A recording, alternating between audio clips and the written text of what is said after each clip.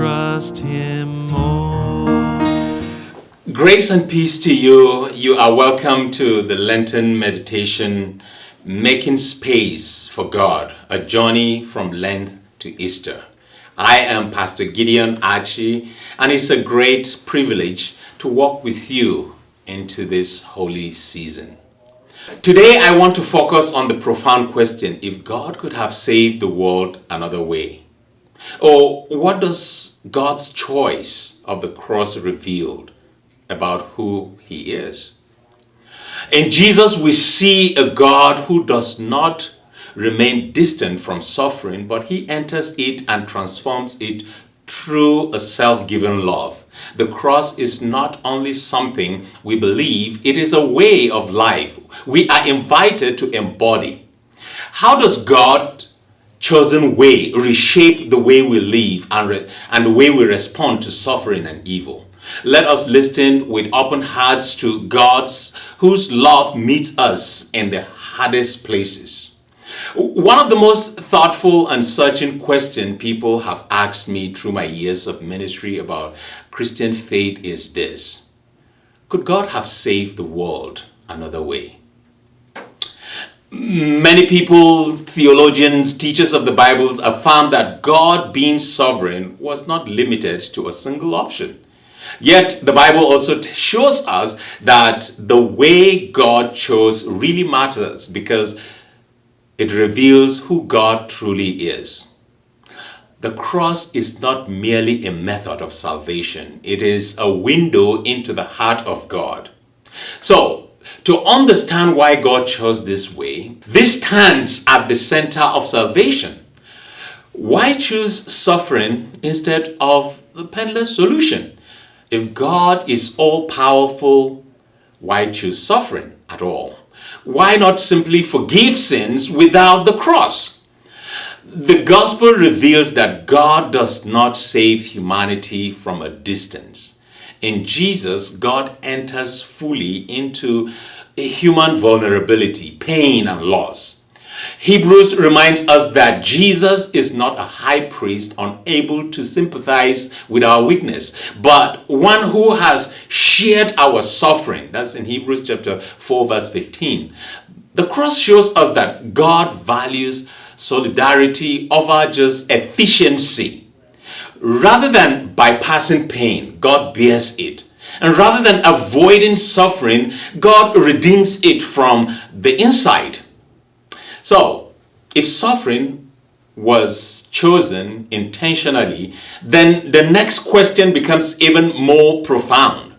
Was the cross something God was required to do, or something God chose to reveal? Was the cross a requirement or a revelation? Did God need the cross in order to forgive, or did the cross show us what forgiveness truly costs? Jesus does not change God. Jesus reveals God to us. Whoever has seen me has seen the Father. That's what Jesus said in John 14:9. The cross is not about God being forced into action. It is about God choosing disclosure, making visible the depth of divine love, mercy, and faithfulness. Forgiveness, the cross teaches us, is never cheap. It is costly love, freely given to us.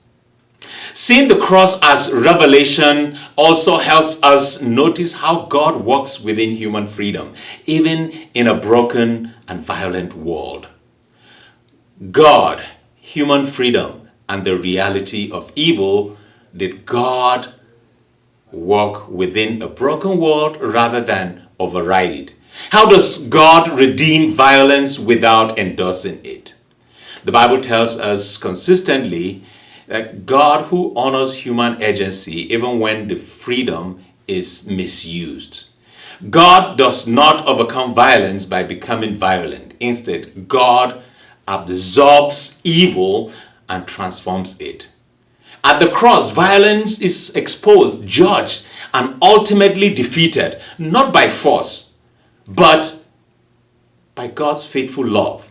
This reveals a God of patience. Humility, a God who respects human freedom while refusing to abandon the world to evil.